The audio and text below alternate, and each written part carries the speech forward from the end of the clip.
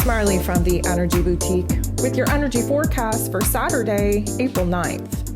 So we do have the moon in Cancer all day. We are moving towards the first quarter moon in Cancer, and this does give us our first action point, our first building point, our first manifestation point from the new moon that we just had in Aries just a couple of weeks ago.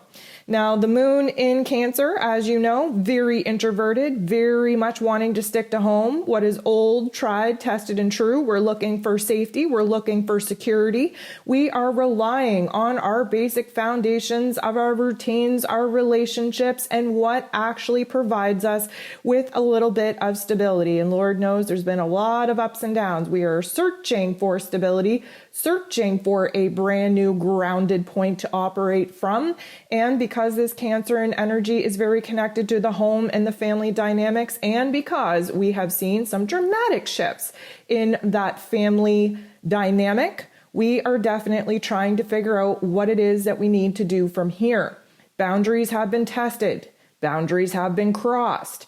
And now we have to figure out what it is that we're going to do to rebuild the broken foundations within our home, within ourselves, within our personal relationships in order for us to find safety and security once again. The moon will be going void, of course, around 9 p.m. Eastern Standard Time, and we'll lock into Leo energy very early on Sunday morning. So that shift always takes us out of this emotionally intuitive, introverted realm and puts us out in the world again. That Leo energy definitely fired up. And because we're still in Aries season, we got fire on fire. We will be feeling definitely more lively, definitely more energy, definitely more playful and expressive. But first, we got to get through this day, this first quarter moon in Cancer day, in order to actually wrap up what it is that we should have been learning since the new moon in Aries last week, and what it is that we are being pushed to take control over as we enter into this next realm, this next leg of the race.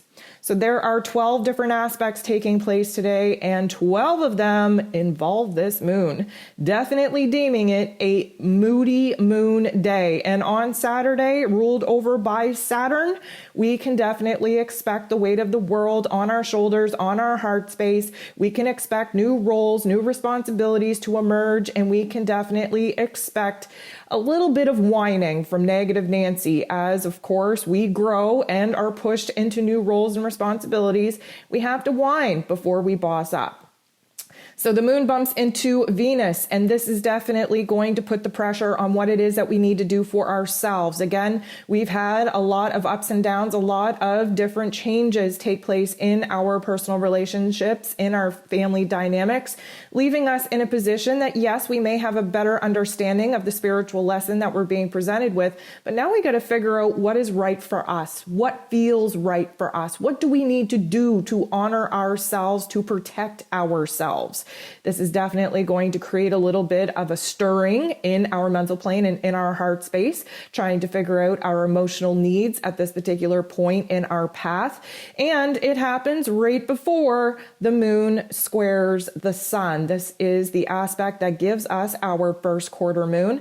The moon, of course, in Cancer, the sun, of course, in Aries.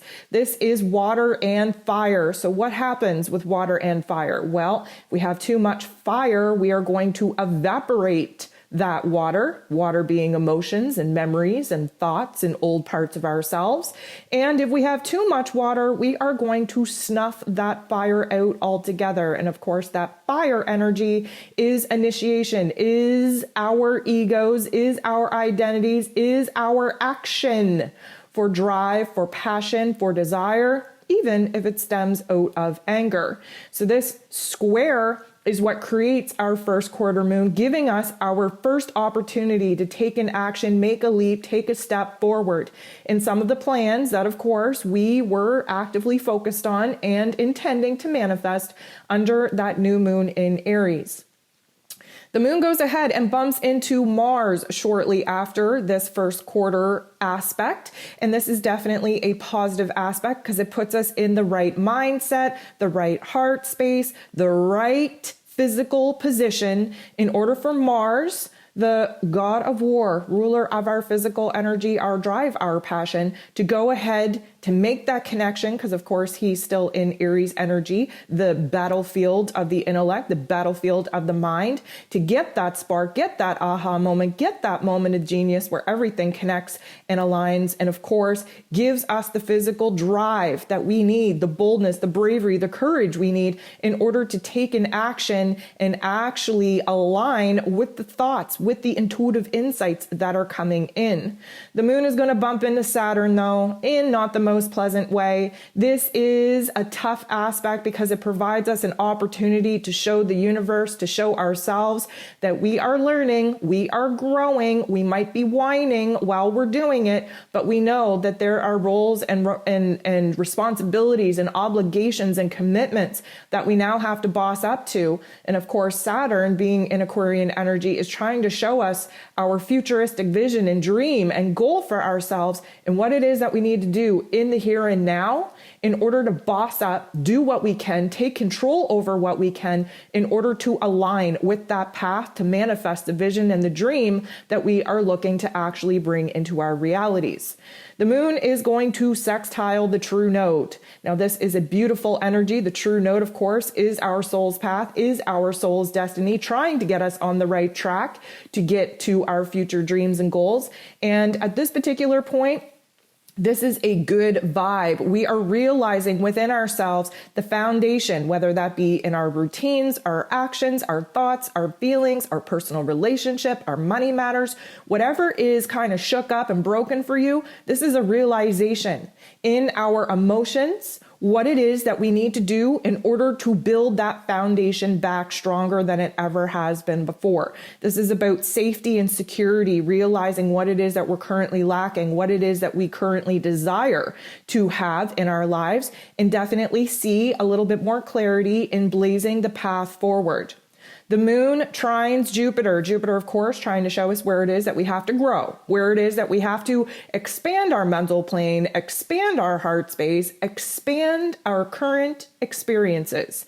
The moon trining Jupiter in this way, and of course, Jupiter is in Pisces, so we have water on water here. This is an intuitive insight, a gut feeling, a mission, a purpose, a desire coming from the new profound aha moments that we are having in this spiritual understanding of the tough love life lessons that we've just gone through. Let me just throw this at you. If you feel at this moment that the universe is testing you, please recognize that this isn't a test. This isn't a form of punishment. This is an opportunity for you to show the universe and for you to show yourself that you can walk the walk, talk the talk, and that you've actually learned something. Anytime that the universe is quote unquote testing you, it is actually giving you an opportunity to level up. And many of us are leveling up, not only in our spiritual understanding, not only in our emotional field, not only in our intellect, but we are bossing up and taking control over our physical realm and actually having a hand in the circumstances that are becoming our reality. The moon trines Neptune very shortly after. Again, Jupiter and Neptune, both in Pisces, very close to one another, all very much in orb in preparation for the 12th, when these two are going to perfect, they're going to conjunct, they're going to team up. This is a major aspect in astrology for the year of 2022. And so having the moon now go ahead and bump into Neptune, especially after this very interesting aspect with Jupiter, now we are really strong in our intuitive thoughts, our intuitive feelings. We are definitely more aligned with our higher selves than our ego-based avatar, which is a good thing because Neptune helps us see the dream, see the vision, see where it is that we have to come up with creative solutions and how it is that we're actually going to get there, because we've taken a leap of faith. We trust that even though our physical circumstances are not dictating to us that things are going to get better, that things are changing, we have this feeling, we have this knowing, we trust the greater, grander plan, and therefore we have a vision, we have an insight that is being intuitively ignited within us. The moon goes ahead and bumps into Uranus, the great awakener, trying to show us a brand new perspective, trying to show us an aha moment that we can't unknow. And because Uranian energy right now is in Taurus, ruling over our physical realms, our foundations of our daily habits, of our daily routine, of our personal relationship, of our money matters, and of the plans that we currently have for the future, we can expect there to be a very brilliant shift in our perspective, in our understanding, in the path, in the clarity that many of us have been lacking.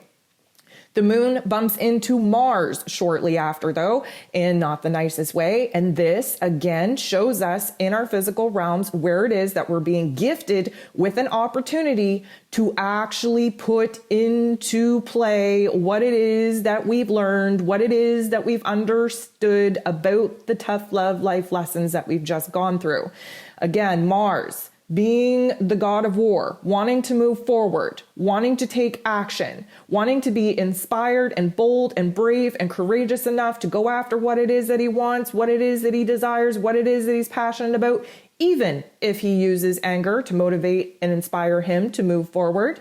The moon and Mars in this way is giving us a zap of energy, not only in our mental plane, not only in our heart space, but in our physical bodies as well. This is, again, a trigger, an activation point, a crossroads, an opportunity in our physical realms. Again, if you feel like you're being tested, realistically speaking, you're being gifted an opportunity to level up, to show that you've learned something, that you can act as the observer, that you can use your intuitive insights coming in from your higher self and blend that with the logical, practical mindset of your ego in order to make an informed decision to actually move forward. The moon squares Mercury. A square is a tension point. It is a conflicting point between the heart and the head. Now, the moon in Cancer and energy, very, very attached to the past. Mercury right now is wrapping up his final days in Aries energy. Thank goodness. That's why our mental plane is just on blast, why it feels like it's going to explode.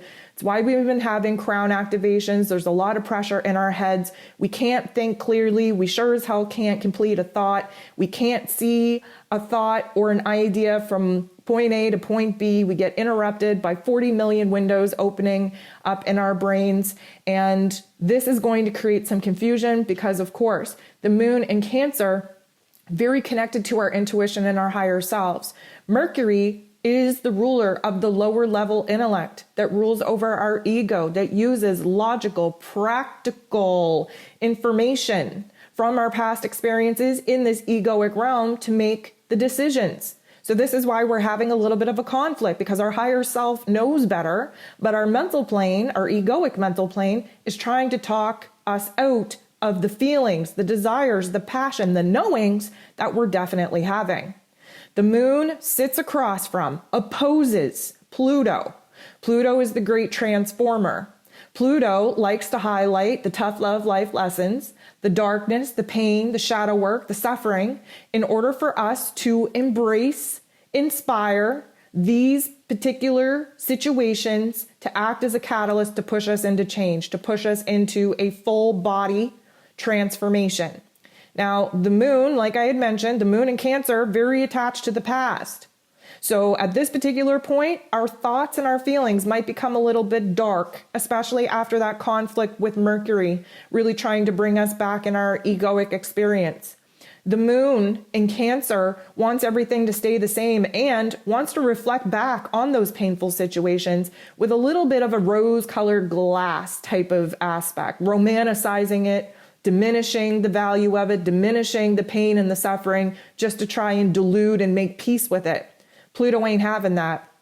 Pluto is not about that. He is tired of us whining. He is tired of us using our victimhood pain stories in order to keep us in a state of paralysis. He literally needs us to boss up, to stand in our power, to step into a role of authority over our own thoughts, energies, emotions, and actions in order to blaze a path forward in spite of all that has happened, because we're looking at the silver linings here. We're looking at these painful narratives, these painful life lessons as the foundation of what needed to happen to push us into the roles and responsibilities of our soul contracts. This is us bossing up. This is us standing in our power. We are going to end the day off, though, with the moon bumping into Venus. Just like we kind of started the day off, but in a negative aspect, now we are ending the day off in a positive aspect.